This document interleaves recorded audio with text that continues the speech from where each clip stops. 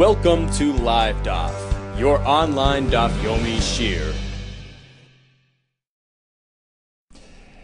Shalom Aleichem and welcome back to today's Daf Yomi, which is Yevamos Daf Peites. We are holding on Peiches Hamad Beis, 7 lines from the bottom. So her husband left town. She was informed of his passing. It turns out it was incorrect. In the interim, she had remarried. Mishnah says, we fine her, we penalize her. She must leave husband number 2, let's call him Shimon, and cannot go back to husband number 1. Tzricha get mizeh umizeh. Now why? Why would she need a get from either husband? Says the Gemara, Bishloima Marishan Tiboy get. I understand why Reuben has to issue a get, because she's really his wife. El Misheni Amai, but why would she need a get from Shimon? Znus Ba'almuhu. It wasn't a relationship which qualifies as marriage. Why is a get needed? Let her just leave him and go back to Reuben and just leave him. Amar of Huna. Sure, Minat Torah, there's no need for a get. It's midrabanan. Gezeira, there's a concern, Shema Yom Ridi. Observers might conclude and say, Gireish Zevenas Hazeh. They won't know the whole story. They won't know the whole background. They might say, look, Reuben divorced her. Shimon married her. V'nimtzis Eishes Ish Yoitze get. Look, an Eishes Ish is just leaving her husband without a get. So on account of that concern, we require a get from Shimon. Yach, if that's the case, let's go on to the Seifa. Mishnah later on says, what happens as follows. Diktani. They inform her of her husband's passing. Instead of marrying Shimon, she just got engaged to Shimon, just a kedushin. Then husband shows up. She can go back to Reuven. We don't penalize her because she didn't actually interact with another man. It was just a kedushin. It appears from the Loshen HaMishnah that in this case, Shimon will not issue a get. There's no need for a get. Well, Hasam Nami, there as well, if you're concerned about impressions and onlookers and observers and confusion, Nema, we should also say, Hasam Nami Nema, we should say that Shimon requires a get. Why Gireish Zeh? Perhaps the reason why she went to Shimon was because Reuven divorced her. That's what people are going to think. Reuven divorced, V'kidesh Zeh, which allowed Shimon to be V'kadesh, and then suddenly she's leaving Shimon without a get. V'nimtzis Eisesh Ish, and Eishes Ish is Yoitzish Le Beget, leaving her husband without a get. You're right, Lo'ilam Ba a get. Yeah, of course she needs a get from Shimon because of this concern. You're 100% right. Yach, if that's the case, if Shimon will give her a get, then you're running into another confusion. Nimtza Zeh Machzeg Rishasei. Missionis Arsa. People will think, look, Shimon is giving her a get. Apparently,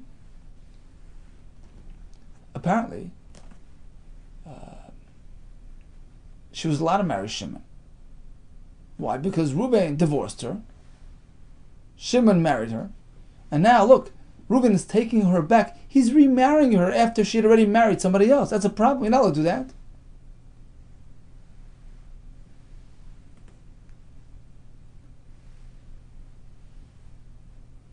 So by requiring a get from Shimon, you're actually generating more confusion. Says the Gemara, no, that's not a problem. Rabbi Yossi ben Kippur, following this shita, who says, D'amar minan nesuin.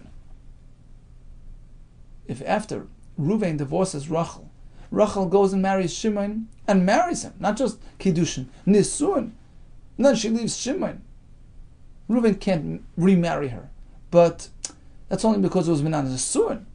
Asura, she already married Shimon. So once she married somebody else, she can't come back to Reuven. But b'nei eris and muteris, if she had only gotten engaged to Shimon, she can come back to Reuven. So in this case, where she was only neskadesh to Shimon, there's no harm done by Shimon giving her a get. Fine, people will think it was a valid kiddushin. Right? They'll unknowingly claim, they'll say, well, Reuven must have divorced her, she must have gotten engaged to Shimon. Look, she's come back to Reuven, that's fine. She's allowed to remarry Reuven after having just been engaged to Shimon. So bottom line is, sure, in this case, Shimon has to give her a get before she comes back to Reuven. Because not everybody realizes what happened.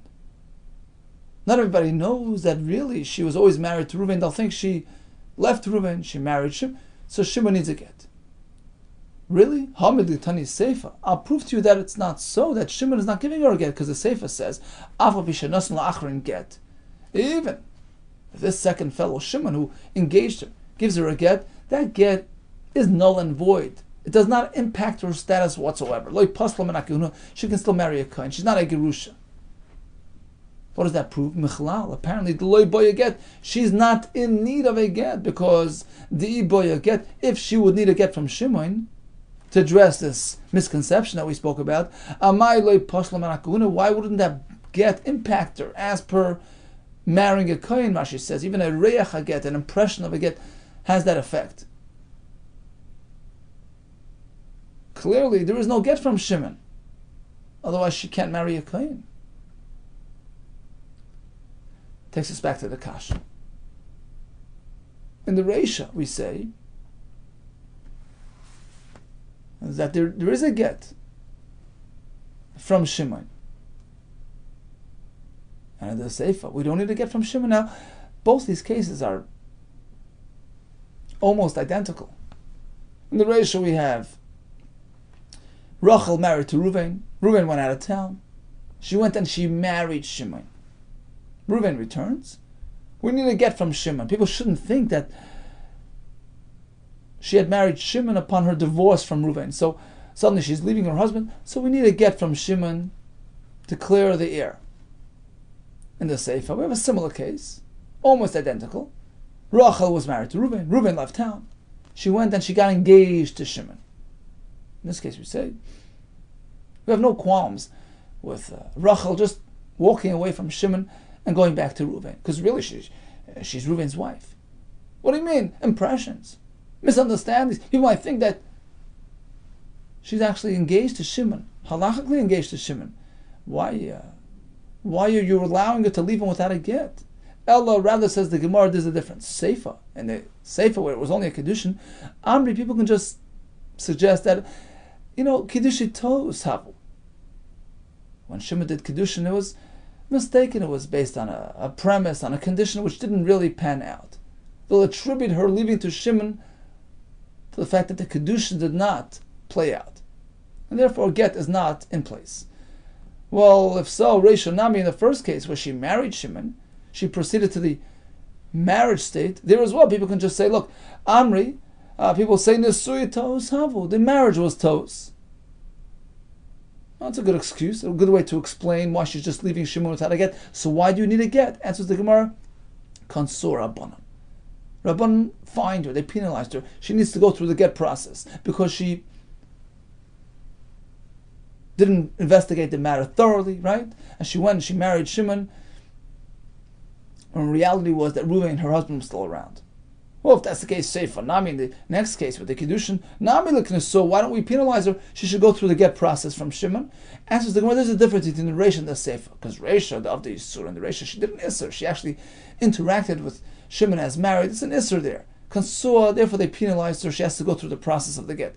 Seifa, the of the Yisur, and the Seifa, there was merely a Kiddushin and not more. There was no Isser done like Kansur Rabban. Rabban said, you know what? Skip the get. There's no need. Let's hope for the best. People will not get confused from that story. So bottom line is, her husband comes back, she leaves Shimon, and in the case of the Reisha, where she actually had married Shimon, she did an Isser, she's penalized on all sides. She has to leave Shimon, she has to leave Reuven, she doesn't get the Ksuba, Ein Lo Ksuba, my time, or why? Why is she losing the Ksuba? Oh, my time of Tkin Lo Rabbanon Ksuba, why did Rabbanon establish the Ksuba altogether? That a person shouldn't, just find it easy to let go of his wife. Marriage is commitment, responsibility. That's why we have Ksuba, to reinforce the commitment to marriage. Well, in this case, we're not concerned that he takes the marriage lightly. Quite the contrary, we want him to get rid of, we want them to separate.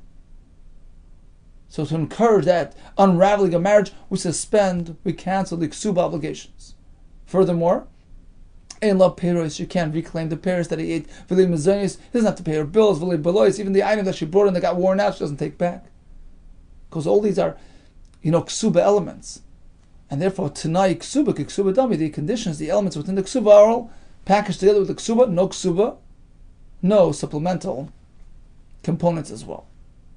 Continues the Mishnah, not la mizeh mizeh, if she actually received payments from either Ruvain, her original husband, or Shimon, the new husband, she must return those payments. Pshita, of course. Why would she keep them? Ma'od, perhaps I would think, given the tafsa, once she has it, we don't take it out. We don't require that she repays it. Kamash blanda chilishis, yes. We penalize her to that extent. Havlad mamzer. Tanan Hasan. Let's go over to a Mishnah in Maseches Trumos. So ideally, when you take teruma, it should be of the most superior quality. It shouldn't be, truma from the inferior portion of your granary. In fact, it's based on a pasuk, which we will see soon. So you meant to take the best and use that to be mighty, the worst, rather than go the other way around. Choose the most inferior portion of your produce and do the truma on that. Ein termin min atomei ala tor. Likewise, when it comes to product which is tamei and produce which is tahir, don't do the tamei. Take truma from the tamei and exempt the tahir. Why? Rashi says, Mishum hefsed kohen, because you're going to make the kohen lose. He can't actually use that truma properly. At most, he can use it as fuel, put it into his lamp. It's not the ideal truma. If anything, use tahir material to exempt the tamei material. And Taisus adds, it's based on the pasuk, because the pasuk speaks about separating the highest quality. Tamei isn't highest quality. It's not that useful. So according to Taisus, it's actually based on a pasuk, which we will see soon. So again, we learned in the Mishnah, ein termin min atomei la tor.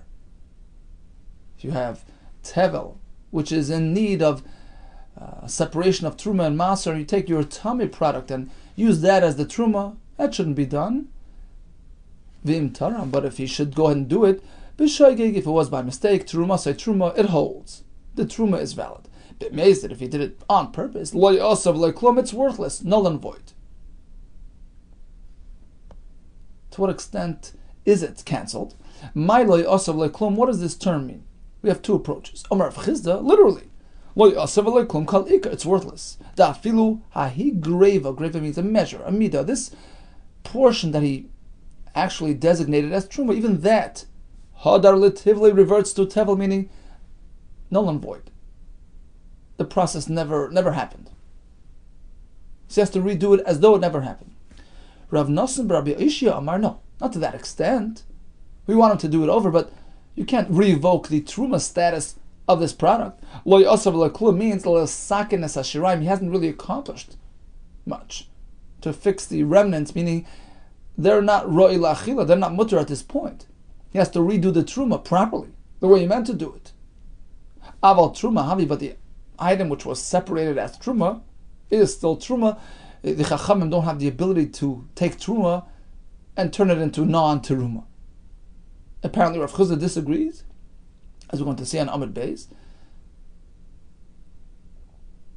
When the Bezdin sees fit to annul even an Isser, for the sake of preserving the integrity of the halachos and the Torah, such as in this case, we want to raise awareness of the importance of giving the best quality.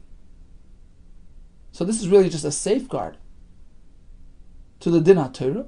In that case, the Chachamim have the ability to revoke Isser if it benefits the Torah. Interesting machlekes, which will be elaborated upon on Amud Beis. So again, if he takes from Tamei to Torah an inappropriate hafrashas truma, b'shoigig, leave it alone. But if he was negligent, then we penalize him and we deem the truma loy asab leklum worthless, null and void. To what extent? How far do we go? Rav Chizda says nothing ever happened. Redo it. Rav Nosson, Rabbi Yehuda says redo it, but the original truma is still truma. It's just that you have to redo it properly this time. Now, conventional thinking would follow Rav Nosson.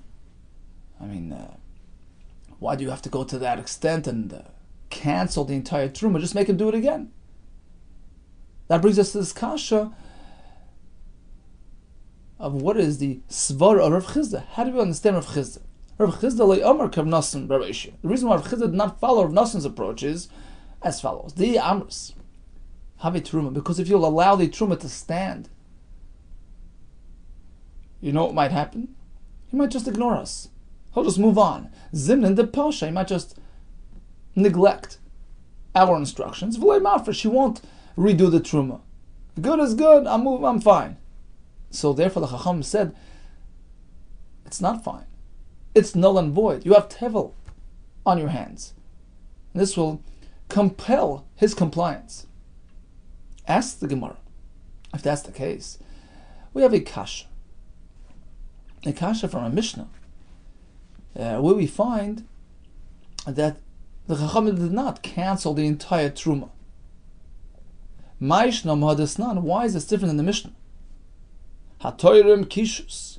If he separated a kishus, a vegetable, say a cucumber, designated it as truma v'nimtzis, mara turns out bitter, barely edible, not really a proper truma. He separated an avatiach, a melon, v'nimtzis surach, it turns out to be spoiled. Does the truma hold? Yes, truma, it holds, but you have to redo it. V'yachsav riyatrim. It's a kasha of Chizda. He did a less than ideal teruma. He has to redo it, but we don't cancel the original truma. And according to Rav Chizda, you're meant to cancel the truma. The answer is shoygeg amezid karamis. You mean to ask from that Mishnah, which is a shoygeg. He didn't do it purposely.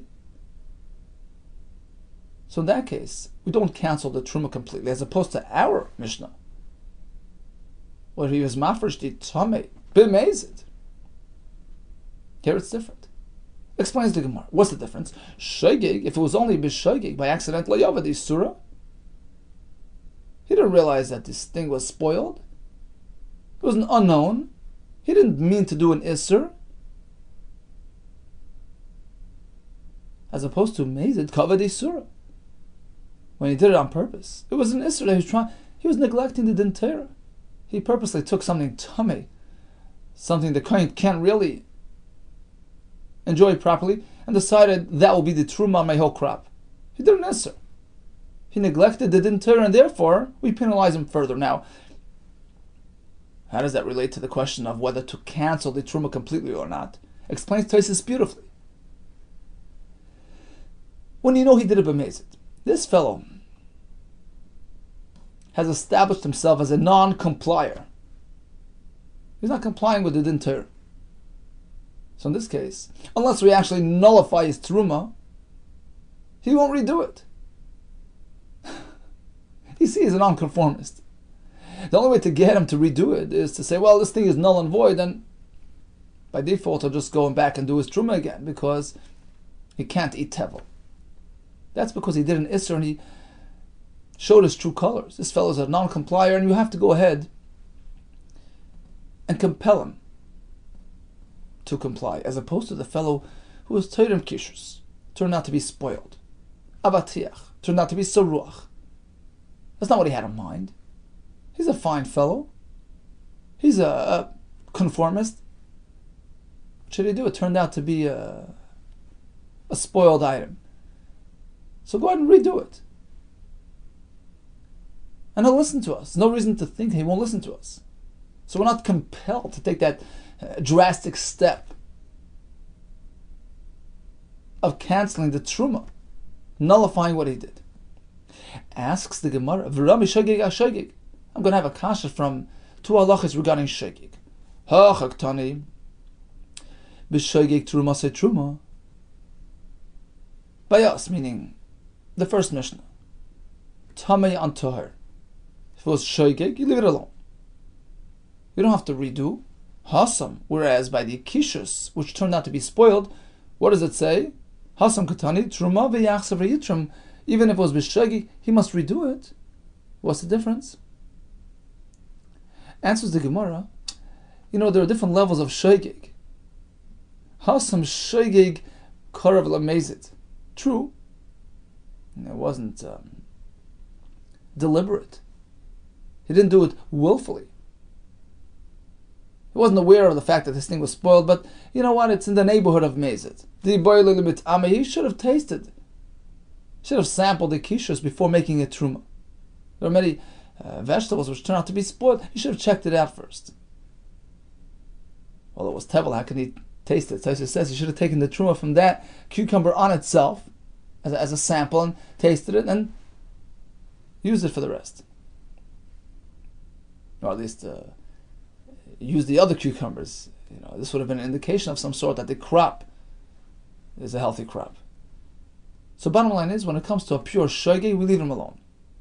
We don't fault him, but if it was shogeg karav lamezit, then he has to redo it. But even Rav Chizda agrees that this is an exception to the rule. We don't cancel the truma status from the item that he was mafresh. There's no need to do that.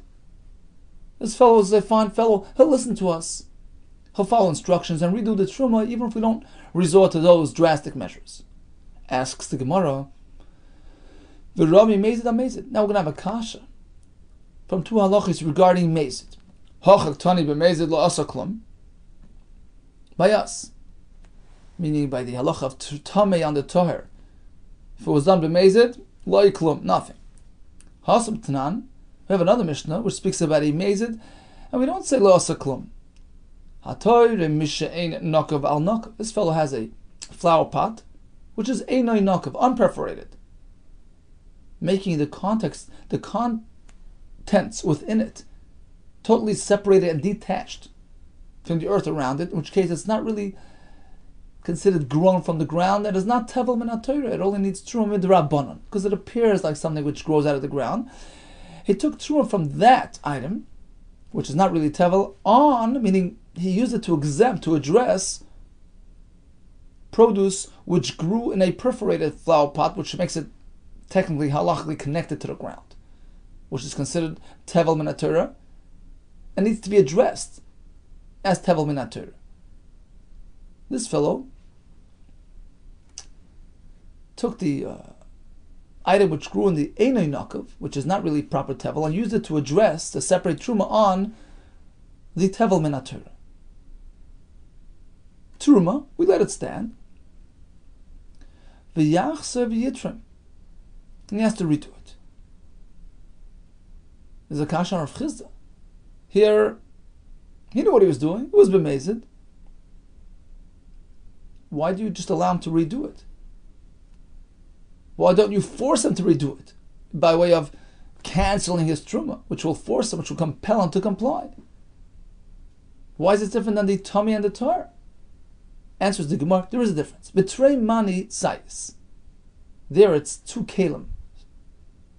This type of flower pot with the other flower pot, and if you'll explain it to him and say, look, I know you didn't mean bad, but you should know this is chayiv, this is pata. We'll sit down, we'll give him a shir, we'll explain it to him. He'll understand. He'll be receptive because it's something he can relate to. This is perforated, this isn't. We sit down and explain it to him. We tell him what he did wrong.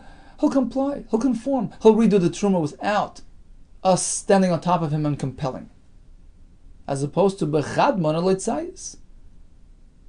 When it's tummy and tar, they both grew in the same pot, so to speak, in the same field, in the same circumstance. Both products of the same environment.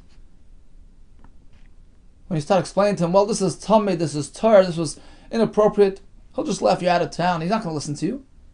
He's not going to be mekabel. He's not going to be receptive. It's the only way to get him to be compliant is to go ahead and nullify the truma, to be mevatel, to take what he did and cancel it. And this will compel him to go ahead and do his truma over again. Okay, let's stop for a second. So bottom line is we have several examples, each one with a different halacha. We have the case of actual shaygig mamish. In that case, truma say truma, whether it was tar on tamei, etc.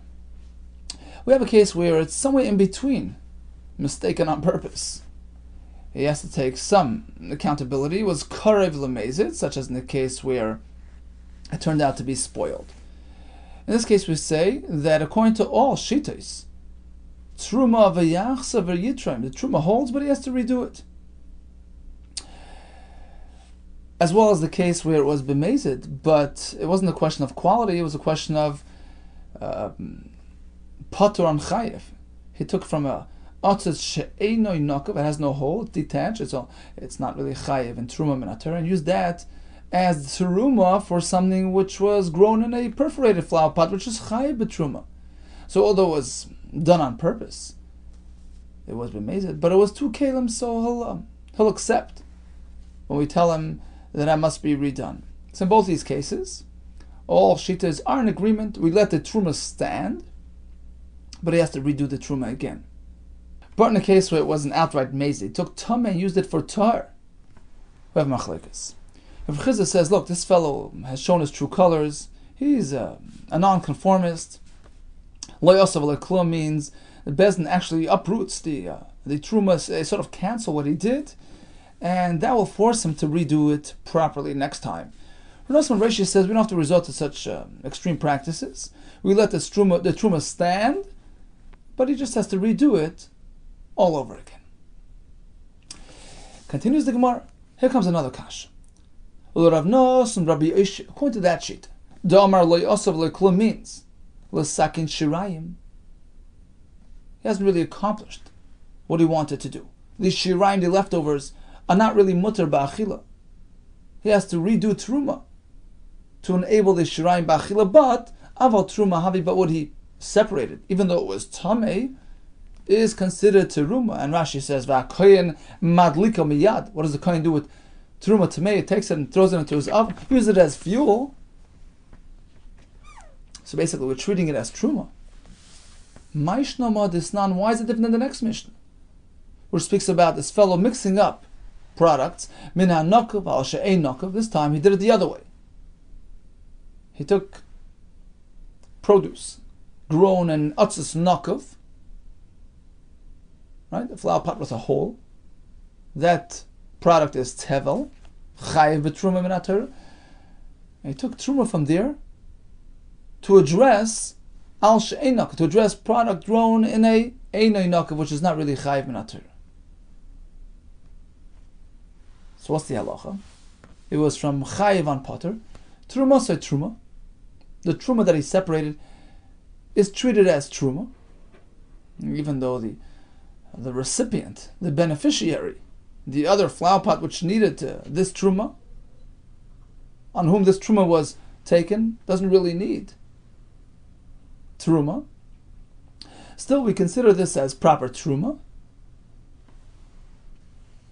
And Tosfos says it just means you give it to the kohen, but of course the Tosfos in the beginning says you give it to the kohen, but non-kohen can eat it as well. But then Tosfos says no, we treat it as proper truma, because after all, it was used to address the other flower pot, which is chayiv b'truma midrabanan.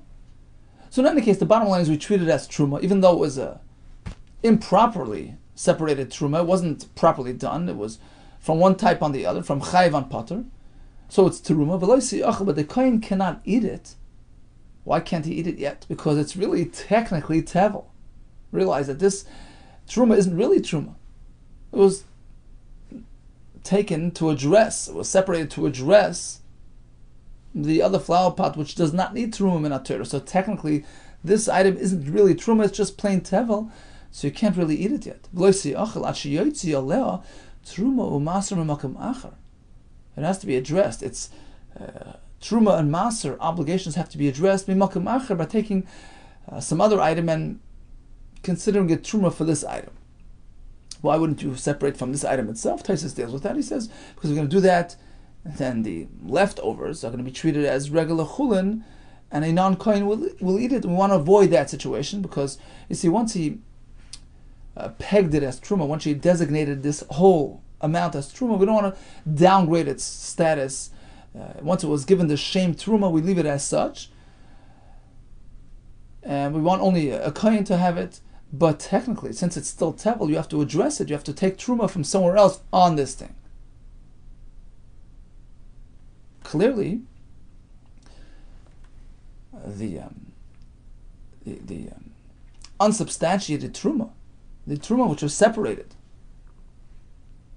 unnecessarily, is not considered truma, right? We treat it as tevel. You have to address its truma, obligations. Mimakim achar. Right? If it's really truma, then you don't need to take off truma on truma, right? Apparently, we're not treating it as truma. So why is it different than our whole discussion with the tamei and the toir? So he took from tamei and toir. According to Rav Nassim, Rav Ishia, we would let the truma status stand, although he has to redo it. We penalize him, he has to redo it, but the fact is it remains teruma. And over here, we don't treat it as truma, since it wasn't done properly. What's the difference? Big difference, says the Gemara. Shani yacha. Over here, when it's a question of quality, even if he took off something of inferior quality to address something of higher quality, although it was not properly done, it was inappropriate. But minhat Torah, truma ma'al yosahi, it sticks. It's valid truma. And therefore, we don't revoke the truma status. Kid Rabbi Loi, as we find in the drasha from Rabbi Loi. Don't Rabbi Loi, minay l'toirim minhat ru'a ala yafa. How do we know that if a person chooses to take truma from something of inferior quality and use it to address something of higher quality? Shed truma or truma, how do we know that it works? It's inappropriate, but how do you know that it sticks? The Pasuk spoke about taking the best quality and using it as truma. Don't deviate. Don't violate. If you take the best, the chelev, the superior portion, and separate that as truma, you're doing well. You're avoiding chet. Meaning, otherwise, if you choose inferior quality produce for your truma, you have committed a chet. Now, vim ein kaddish. Suppose it wouldn't work. If one chooses the ra'ah, if one chooses the tameh, it wouldn't work. Why is it considered a chet? He hasn't really done anything. Mikan, we learn from hila turim minat ra'ah ala yafe. Shetruma, apparently, taking ra'ah and addressing yafe with it, although it's a chet, but it counts as truma. Asks Taisus and Kedushin, he says, who says? Maybe it doesn't work. The chet is that he attempted. He was involved in trying to make truma raw on yafa. Maybe that's the chet. Taisus says, look, the pasuk already spoke about taking the best. He meant to take the best. The pasukim earlier spoke about that, which clearly implies that otherwise he's not doing the ideal teruma. The proper way is taking the best. So why does the pasuk have to repeat itself? Don't do a chet. Make sure to do the best and avoid chet. Pasuk is telling you that even if he does not do the best, it will work. It will work. It will be a chet, but it will work. Okay, so bottom line is, a person is meant to separate the best, the toher, the yafe. L'chadchila is meant to do that. What happens if it doesn't? So as we learned, if it's b'shegig, leave it alone. B'mezid, lo yasav le'klum, you have two pshatim. Rav Rashi says, you have to redo it. But it's not to say that what you have already done should be revoked. It sticks. It holds. Whereas Rav Chizah says, if you want to really ensure that he complies going forward, is one way. One way to accomplish that. nullify what he did. Revoke the Truma status. But how could the Chachamim do that? So according to you, who says, Lo Yasav Lo Klum means, Kol Ikar. Whatever he did becomes null and void, Afilu Greva. Even that measure, that portion that he designated as Truma, Hadar relatively reverts to Tevel, null and void. My time, and why was that? Gzeiro Dilma Pasha V'lei Mafresh, because otherwise he might just ignore our instructions. So in order to preserve the halacha, to highlight the importance of doing Truma from the best and the highest quality, you're going to go actually cancel Teruma? Can you do that? Mika midi. Is it possible that that there's a case where something can be minatura teruma, umishum dilma pasha, and due to this concern that he might deviate, afkor rabbanan lechulin, chachamim turned it into chulin, v'chi bezdin masnin. Do bezdin have the ability to arrange? So masnin literally means like a t'nai, to condition, to arrange. Lakar davar min atera, to uproot an halacha. You know, Rashi points this out. To be machmir, sure, we find all over Shas. Chachamim, based on the pasuk, aslu shmeres, Torah says, make a safeguard, make a fence around the Torah. Keep me 2 steps away to ensure the integrity of the Torah. So chumra is isurim, sure. Gzeirus and takanas, 100%. But you're making a kula, you're taking truma and making it mutar li Yisrael. You're canceling teruma. Can they do that? Amalei, Rav Chizah says, sure, absolutely. Va'ad lo tispra. Well, you don't hold to that. Vatnan, listen to this raya from our Mishnah. That's how it comes into our sugya. We have the Isha who remarried. Her husband turned up. What does the Mishnah say? Vatnan havlad mamzer mizeh mizeh.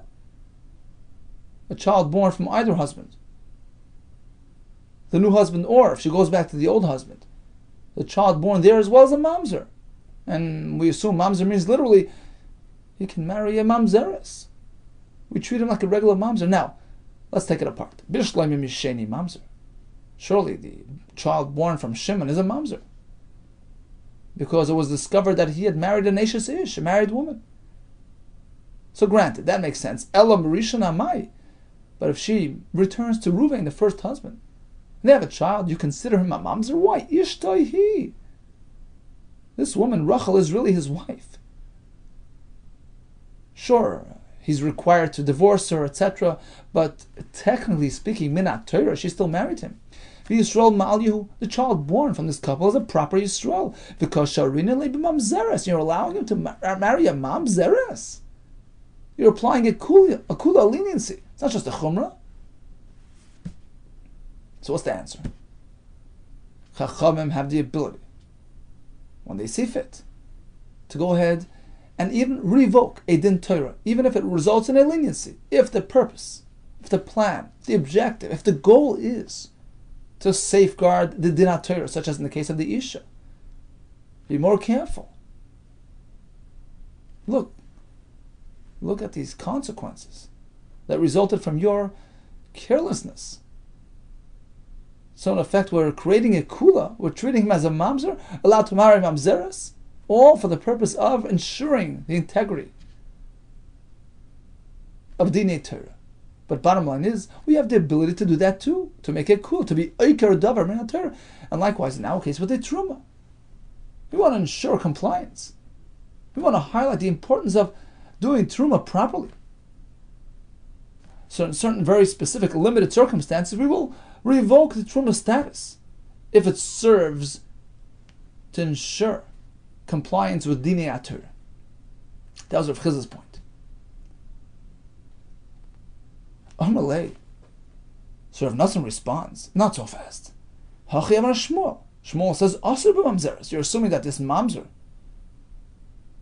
is treated like a regular mamzer? Can marry a mamzeres? No, Shmuel says no, he can't marry a mamzeres. Well, machmer. We treat him as a mamzer with respect to marrying a Israelis. He can't do that, but he can't either marry a mamzeres. We don't apply a kula Only chumra, not kula. V'chein ki asur ravin. Rabbi Yehuda, the same thing. Asur mamzeres. V'amai karli mamzer. Why do we call him a mamzer? Lo yisur bas Yisrael. He can't marry a regular Israelis. But of course, Bezdin will never be oiker davar. Will never uproot a din Torah and apply a kula unmandated by Torah. Shalach Rav Chizda l'Rabba. So now it was Rav Chizda's turn to ask Rabba to prove his position. I'm going to prove that yes, Bezdin has that ability. So he sent a message to Rabba biyad through Rav Acha bar Rav Huna as follows: Ve'ein Bezdin mastin davar la'akadav min Torah.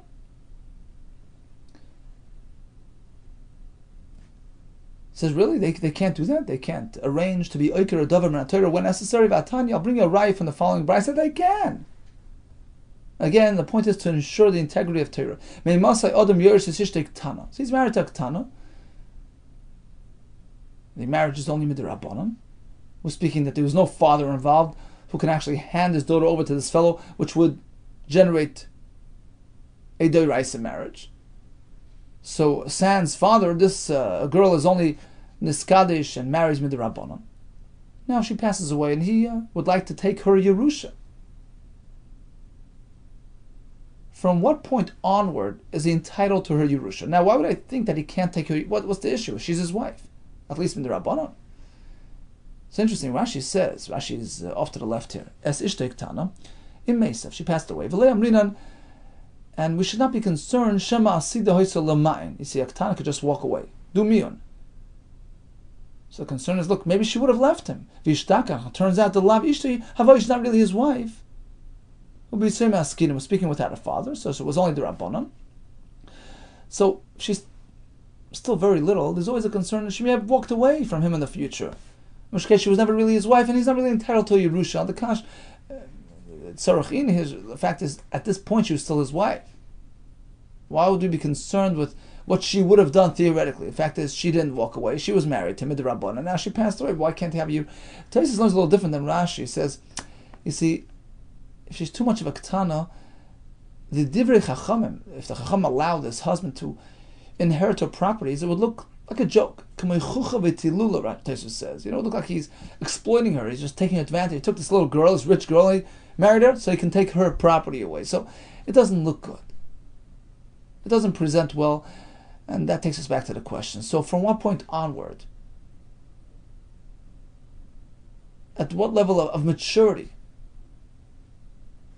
how old must she be for us to consider this a proper marriage with respect to giving him the rights to her properties for Yerusha? We have three shittas. So Rashi learns when she becomes a gdoila. She grows up, she has the age, she has the simone gadlus. Taisus says this lashon tamid b'kamasa is not indicative of gadlus mamash. It means to say that she looks, she looks older and mature, not necessarily bas mitzvah yet, but she looks like somebody that has some das, and then it looks legitimate. That's Beishamai. Even if she's still a ketana and she's young and innocent, but the fact that she went into the chuppah with him, that solidifies the marriage, that allows him to be Yerush. Rabbi Lezer wants to interact as married, physically be Yersha, umitamila. At that point, he gets all the privileges of a husband. He does Yerusha. If he's a kohen umitamila, he can tend to her burial. She has something from him as well. He's a kohen, she can have his truma. The Gemara explains the three shittas. Once she reaches a certain age or appears mature, really that's enough. Even if she hadn't really entered the chuppah, which is a kasha, because even an older, an adult who marries will not, the husband will not get Yerusha unless they're actually married. Erusin, engagement is not enough. So why would you allow it in this case before marriage? They mean to say, according to Beishami, both conditions have to be met. She has to be old enough, or look old enough, and have chuppah behind her as well. And Beishami turned to Beis Hillel as follows. You maintain chuppah is sufficient. No, we disagree. If she's old enough, then chuppah completes the process. If she's not old enough, she doesn't have the age or maturity, chuppah does not complete the process, does not enable Yirush. So according to Beis Hillel, godless maturity, adulthood is not needed, even if she's a ketana, as long as she had chuppah, the husband will be Yerush. According to Beis Shammai, you need more than that. Rabbi Elazar Omer, Mishati Boil, that's enough. Rabbi Elazar, what do you mean? Rabbi Elazar says to us later on in the Masechta, in Maas Ektana Klum, Ektana was engaged physically with her husband, does not have any value. So what does he mean? That it will enable Yerusha, we consider it as marriage. What does he mean? Ema, rather he means like this. Mishatagdil viti boil, both conditions have to be met. She has to turn a gedola plus interact with her husband physically. Bottom line is, we have at least one shita, Beis Hillel, who say that even a ketana will allow her husband to get Yerusha. Ketana mias. At any rate, the Brisa says Yerusha. This husband will get her Yerusha. Look, we're speaking about Midrabanan. She's only married Midrabanan, and you're giving him her properties. But look at this case. The Midoraisa, who's the Yerush? Yerush, her father, her family, her relatives get her property. Umidrabanan Yerush Labal. And look, the husband is getting her property. He's being Yerush. Apparently, and this is Rav Chizah speaking, I've proven my point. You see, as Rashi explains, what's the whole point? What was the purpose of allowing a Tana to marry? Something so unusual, as Rashi says. Typically, we're speaking about a Yisayma, right? She doesn't have a father to look after her, to keep her safe and secure. And therefore, Chacham said, Shelo yinagu ba minhag hefker. She shouldn't present a pitfall to others. To ensure her spiritual safety, we will masakin that yes, you can do a nisun, you can marry even a ketana. This is a din b'derabbanan to ensure the integrity of Yiddishkeit and ensure her safety. So there's a purpose. There's a constructive, purpose here. And what do we see? In order to facilitate this process, Chachamim allowed this husband, this pseudo-husband, to take her Yerusha. He's taking it away from her rightful heirs, from her relatives. Apparently, Bezdin have that ability. Chachamim can revoke a din Torah when they see a need. Says the Gemara, you can't compare. Hefker, Bezdin, Hefker. Monetary issues are different than Isurim. When it comes to finances, yes, Bezdin has that ability. Bezdin can expropriate property and possession, as we're going to see from the Psukim.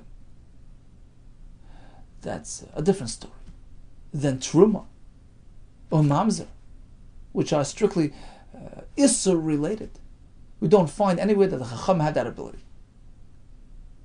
But when it comes to finances, when it comes to Yerusha, Hefker, Bezdin, Hefker, the Hefker applied by Bezdin has validity. Domer of Yitzchak, Minayin, how do we know this? Minayin, Hefker, Bezdin, Hefker. The Hefker applied by Bezdin carries weight. Shenemar. This was Ezra, HaSefer, declaring, when he found out that the Bnei Yisrael, many of them were married to non-Jewish women, he declared, whoever doesn't come to the grand community meeting within 3 days, Ba'atzas Asorim, 3 days' time, whoever doesn't show up, Ba'atzas Asorim V'askenim, a meeting called by the leaders, Yechram Kol Rechushay, we take away all his property, V'u Yibodel Mikal HaGoyla, and he's excommunicated. They went ahead and they excommunicated and took away his possessions. Apparently, the Bezdin, the leaders, have that ability. Of course, it's not a free-for-all. When they see a need to benefit the general community at large, they see a need to reappropriate, to reallocate possessions. Well, the Rambam says, when they're trying to defend a person who's being victimized, etc., etc., when there is a purpose, there's a goal. For the sake of the general, Klal Yisrael, a good, they can do that. Rabbi Elazar Mehacha have a different raya. Ela Nachlis Asher Nichlu Alazar Akoin Visho Ben Nun. So these were the Nachlis, the portions of Eretz Yisrael which were allocated by Elazar Kohen, Yeshua ben Nun, v'Rashi Avos Lamatos Bnei Yisrael. The Rashi are the leaders, and the Avos are the forefathers, the parents. Why does the pasuk mention Avos? V'chima inyan Roshim. Why do we mention leaders? Eitzel Avos by parents, two separate things. Elolemach to tell you as follows: they have equal ability. My Avos, just as a parent, man chilim b'nei, parents can inherit to their children whichever way they see fit. They can rearrange their wills as they see fit. Man chilim lebneim kol mashiyirtzu. Af Roshim, leaders of Klal Yisrael as well, have that ability. Man chilin esam kol mashiyirtzu. When they see a need, when they see a purpose, to benefit Klal Yisrael, they can rearrange and reallocate as they see fit. Hefker bezdin hefker. Now, why does the Gemara bring two pesukim? Ezra and then the pasuk in Yeshua Yutes. So the Mefarshim, the Karen Ur explains there are two aspects to hefker bezdin hefker. Number one, that you can expropriate, you can remove, you can revoke ownership. That you see from the first pasuk. But there's another element as well. They can reallocate, transfer, redistribute the nechasim from Reuven to Shimon. How do you know they have that ability? That you see from the second pasuk. Ela hanachles hashnichla lazar. They allocated, they reappropriated as they saw fit.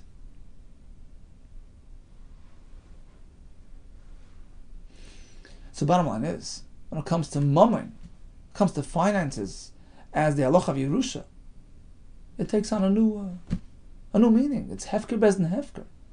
But when we apply that to isurim, it's not truma. This fellow is a mamzer. That's a chiddush, which in fact is Rav Chizda's position. But Rav Nassan disagrees. He says you don't find anywhere that bezdin can go that far. Interesting machlokes. Taisus actually asks. He says, if hefker bezdin hefker works, so then by the truma we can just apply that as well. Look, this fellow took truma from something tummy. We don't like what he did. So Rav Nassan says we're forced to leave it in place. We can't just revoke truma. Why not, says Taisus? Hefker bezdin hefker. Make it ownerless. It's no longer yours. Retroactively, we'll say it was never yours, in which case you could not have made this truma. So he says, well, then going forward it's hefker as well. We want to force him to go ahead and take the truma and take off the truma again. Right? The fact is we're forcing him to do it again. Well, if it's hefker, then it's not his, then it doesn't work. That interesting shaila discussed by the Mefarshim. Rav Shimon Shkop talks about it, many others. How does hefker bezdin hefker work? You see, according to Rav Nassim, Rav Oishia, bezdin's ability to rearrange things only work in terms of finances, but not in terms of isurim. Right? They can make a chumrah, but they can't make a kula. So then, how can you ever make hefker bezdin hefker? Because this item belonged to Reuven. By taking it away from him, not only do you have the monetary aspect, per se, what happened to loy sigzo? You're stealing. So in every hefker bezdin is really contained two components. There's the monetary component, for which bezdin has the ability to tinker with, but then there's the isser component as well as his item. Loy sigzo. So he says it's interdependent. It's intertwined. If it's not yours, then it's not loy sigzo. If financially we've addressed your ownership, it's no longer yours, so then the halacha falls by the wayside as well. The Isra of Sigzal is not applicable. Beautiful word. Continues the Gemara. Okay, let's just go back to that discussion with the husband with the Ketana. So he's Yerisher. So that works because Hefker bezdin hefker. What about Umitamila? He's a Kohen. He takes care of her kvura. Why? V'hacha the midiraisa avia metamila. Here, minatera, a father takes care of her, her family, or whatever.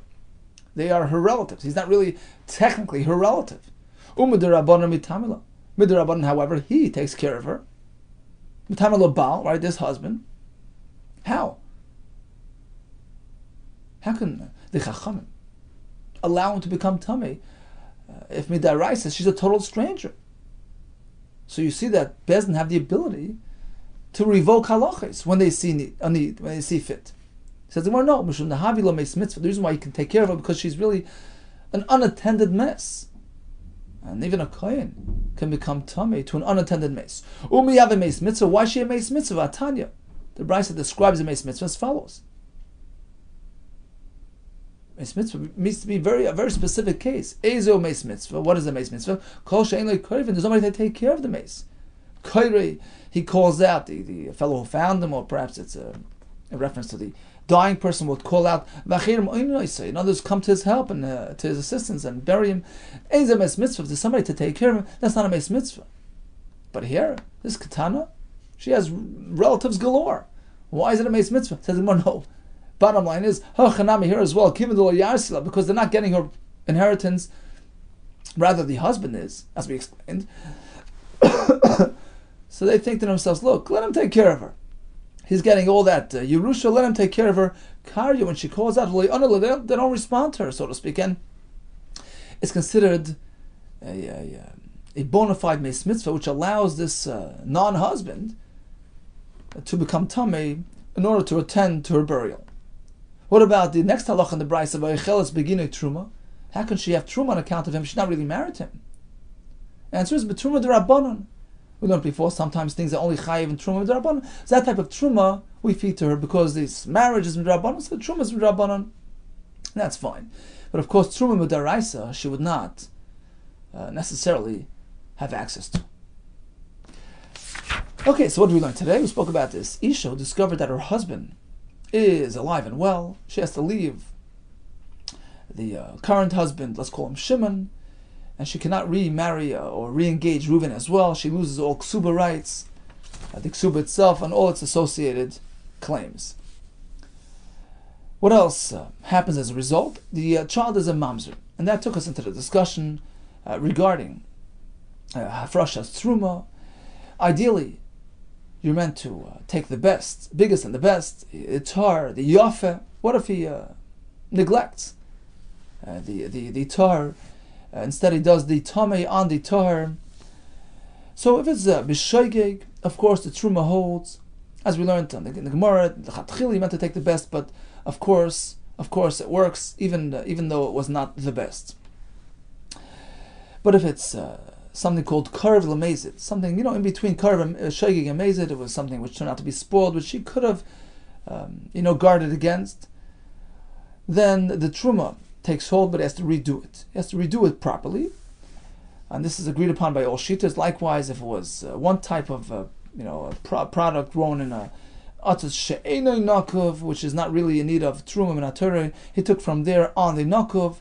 The truma holds, but he has to redo it, and we're pretty sure that he'll comply. There's no reason we should think otherwise. But if he did b'mezid, so he took a poor quality product and used it as truma on the higher quality product, and he did it b'mezid, this fellow is a non-conformist, says Rav Chizda, in order to compel compliance going forward, we say la'asav l'klum, which means the entire truma that he did is null and void. And as Rav Chizda maintains, yes, Bezdin has that ability. They can be oiker davar min haTorah in order to ensure proper compliance with halachas of Torah. We see that over here. We see that in the Mishnah, where we consider the child, even from Reuven, the first husband, as a mamzer, which allows him to marry a mamzeres, and this is to ensure the integrity of the halachas of Torah, to ensure compliance, and encourage the Isha to be careful and conscientious. The same thing with the husband marrying the Ketana to ensure her safety.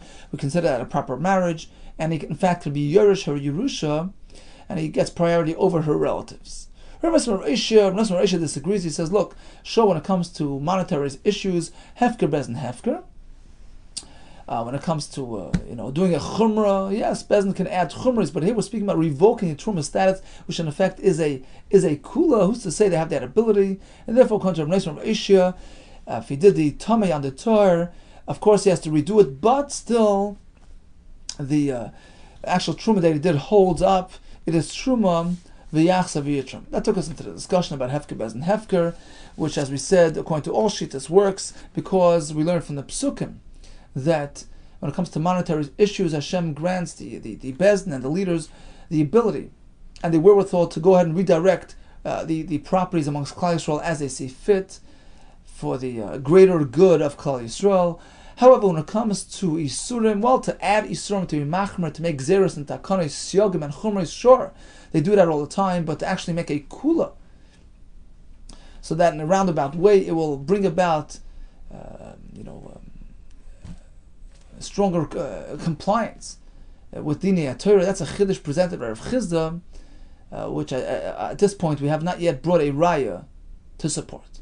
All the best to you and much hatzlacha.